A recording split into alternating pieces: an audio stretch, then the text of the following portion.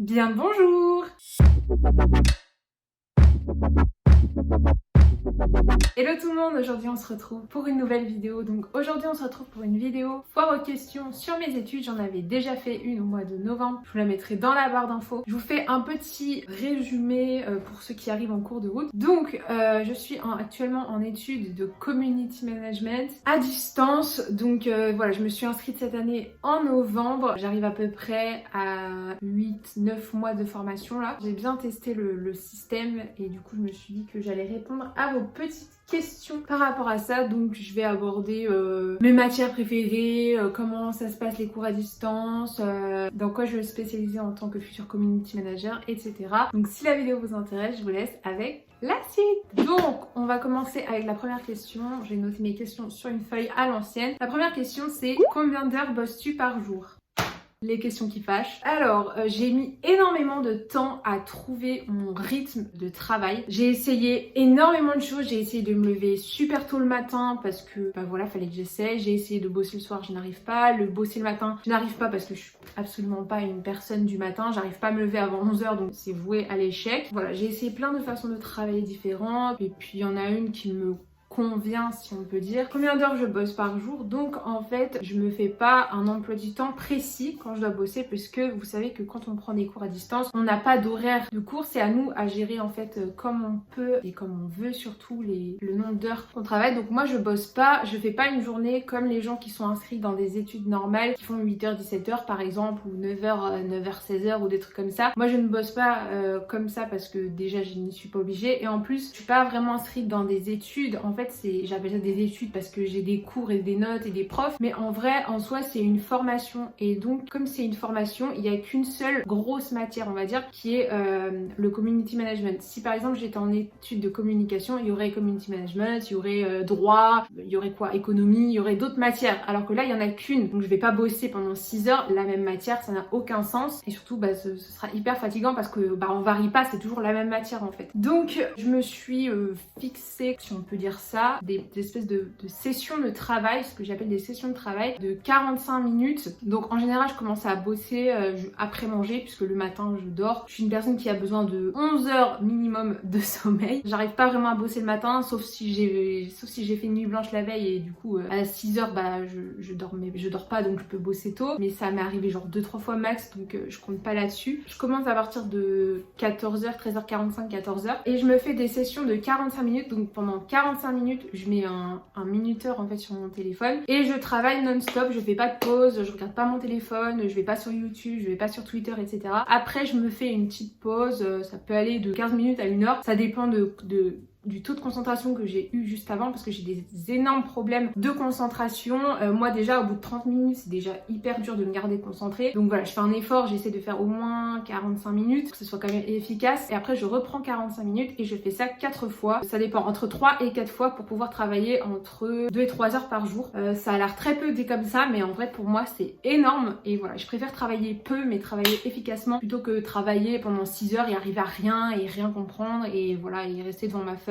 Voilà, enfin je me vois pas travailler comme ça, donc du coup je fais plusieurs sessions de 45 minutes entre 3 et 4 fois par jour. Ensuite la deuxième question c'est: qu'est-ce que tu aimes le plus dans le métier de CM et le moins? Bah comme je suis pas encore CM, je peux pas vraiment répondre à la question, mais ce qui me fait le plus envie en tout cas dans le métier de CM, c'est tout ce qui est création de contenu. Vraiment la création de contenu c'est quelque chose qui me passionne à un point où vous pouvez pas savoir. C'est vraiment quelque chose que j'adore, et j'ai grave envie d'en faire, d'avoir une marque à présenter, de devoir créer tout un concept, de devoir créer un univers autour d'une marque. Vraiment j'ai trop hâte de faire ça, ou même de créer des vidéos, parce que vous savez que j'adore créer des vidéos. J'en crée sur ma chaîne depuis bientôt 5 ans maintenant. Ça fait 4 ans et demi au mois de juin, presque 5 ans que je crée mes propres vidéos, donc voilà, je suis assez à l'aise avec ce genre de choses, et ça me donne encore plus envie de m'améliorer, puisque j'ai jamais vraiment créé de concept autour d'un truc spécialisé. Donc j'ai trop hâte de faire ça, et ce qui me fait le moins envie c'est la partie administrative, on va pas se mentir. Tout ce qui est comptabilité, administratif, faire les factures et tout ça, c'est vraiment quelque chose qui me fait pas envie. Donc je pense que je vais rapidement prendre un comptable, on va pas se mentir. Troisième question: quelle est ta matière préférée? Alors il n'y a pas vraiment de matière préférée, puisque comme je vous l'ai dit juste avant, ma formation c'est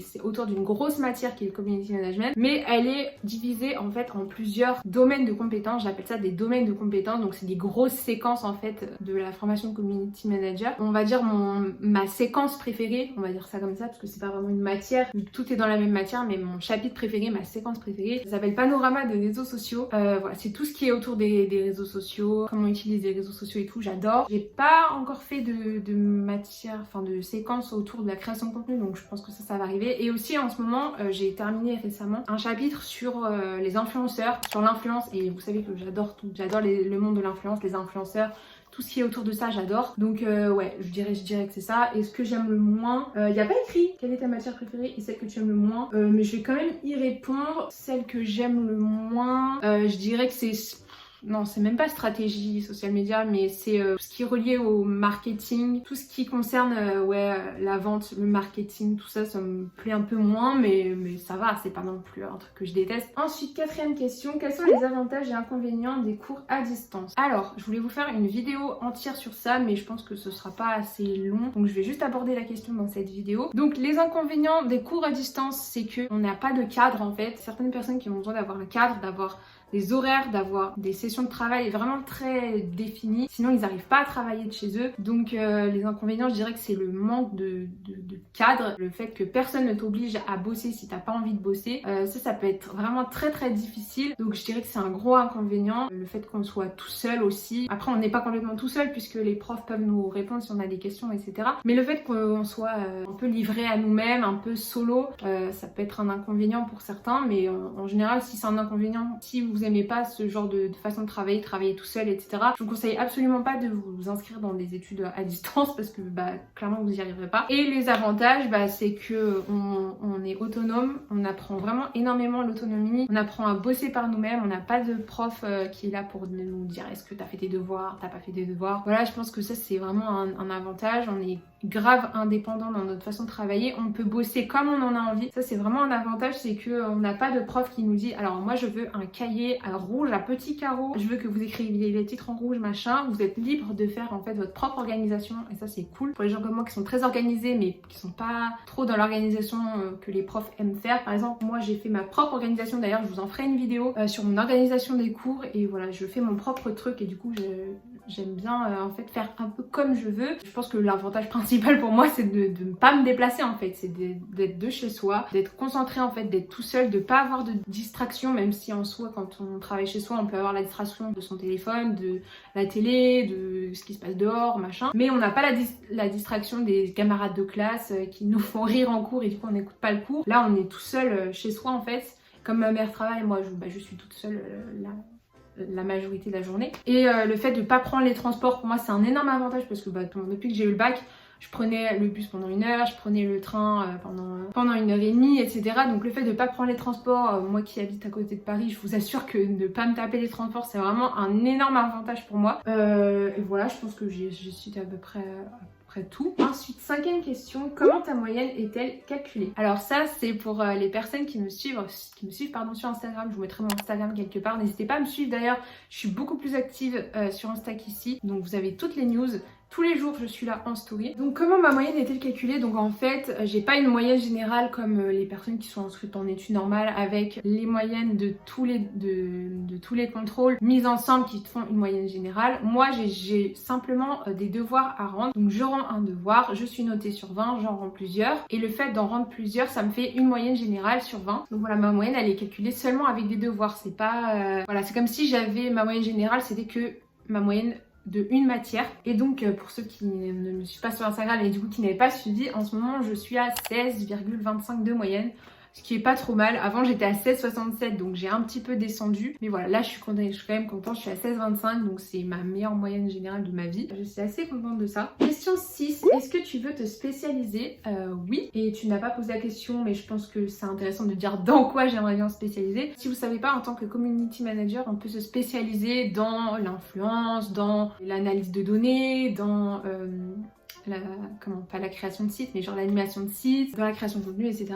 Moi, si je devais me spécialiser, franchement, il y a 2 spécialisations qui me donnent grave envie. Donc en fait, ce qui est bien quand on est community manager, c'est que, et qu'on a le diplôme, enfin la certification, c'est qu'on a un tronc commun de community management où on est censé être polyvalent, donc on est censé pouvoir tout faire, mais après on peut se dire expert dans un domaine si on est vraiment très doué dans un domaine et qu'on veut vraiment accentuer les missions qu'on veut faire là-dessus. Donc moi, si je devais choisir, ce serait la consultante en influence, vraiment conseiller les marques sur comment utiliser l'influence à leur avantage, quels influenceurs choisir, quels influenceurs ne pas choisir et tout ça. Consultante en influence, c'est vraiment quelque chose qui m'intéresse énormément parce que je connais énormément d'influenceurs, je m'y connais vraiment beaucoup en influence, donc voilà, je pense que je suis assez experte dans ce domaine. Et tout ce qui est la création de contenu, vraiment c'est un domaine, vraiment je rêve de me spécialiser dans la création de contenu, c'est quelque chose qui m'intéresse énormément, c'est vraiment ce que j'aime le plus dans ce métier, donc je dirais ça aussi. Question numéro 7, plutôt freelance ou salarié? Donc ça, je vous en avais parlé dans ma vidéo sur ma chaîne secondaire.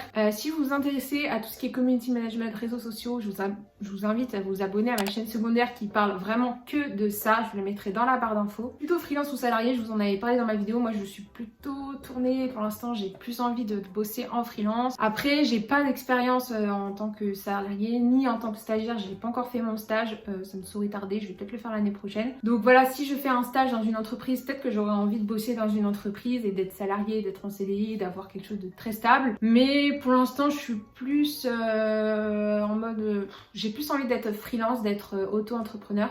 Donc plutôt freelance. Question 8, comment ça se passe avec l'école, le suivi, les profs, etc. Comment ça se passe avec l'école? Bah, on est indépendant en fait, on est tout le temps indépendant. Après, si on a des questions, on peut les envoyer aux profs et les profs nous répondent. On envoie nos devoirs quand on les a terminés, les profs nous corrigent, ils nous font une correction personnalisée de notre devoir. Donc ils nous disent ça va, ça va pas, et ils nous mettent une note. Ils nous envoient aussi également un corrigé type, donc c'est la correction générale du truc. Et aussi on a ce qu'on appelle un suivi pédagogique avec des personnes qui nous appellent tous les 1 mois et demi, 2 mois à peu près pour savoir où est-ce qu'on en est qu'on a des questions, est-ce que si on est perdu et qu'on n'ose pas en parler, c'est eux qui nous appellent pour nous poser la question, est-ce que tout va bien, est-ce que vous êtes perdu dans un truc, etc. Donc on peut répondre. Donc voilà, mais sinon 90% du temps on est tout seul, on a les cours en fait par PDF. Donc en fait on a des noms de cours, par exemple cours 1 Community Management, on a les chapitres qui sont débloqués, donc on peut télécharger les cours sur PDF, on les met sur notre ordi ou les imprimer ou les recopier comme moi je fais, et après on a un devoir à rendre et après les chapitres se débloquent petit à petit à chaque fois qu'on rend un devoir. Voilà, j'espère que j'ai été claire. Si vous avez des questions, n'hésitez pas à les poser dans les commentaires. Et enfin, dernière question, quelle est la pire et la meilleure note que tu aies eue?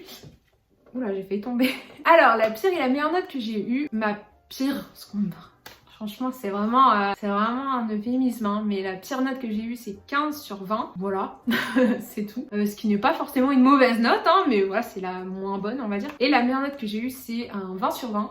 J'ai eu la surprise d'avoir un 20 sur 20, je m'attendais vraiment pas. Surtout que c'était un devoir extrêmement difficile, parce que j'ai dû faire un exposé entre guillemets sur toute une marque. J'avais choisi la marque Ocean Apart d'ailleurs, et grâce à cette marque j'ai eu 20 sur 20, donc vraiment trop bien. Voilà, bah, c'est ma meilleure note. Voilà tout le monde, j'en ai fini pour cette vidéo. Si vous avez encore des questions, que vous voulez que je refasse une partie 2 à cette FAQ, n'hésitez pas à les poser dans la barre des commentaires. Si vous voulez me poser une question en privé, n'hésitez pas à m'envoyer ça en privé sur mes réseaux sociaux, donc Instagram, Twitter, Facebook, je sais pas si je vais répondre. Snapchat, il y a peu de chance, vous pouvez essayer, mais surtout Twitter et Instagram. Si cette vidéo vous a plu, n'hésitez pas à laisser des petits pouces dans les airs, à vous abonner à ma chaîne si ce n'est pas déjà fait.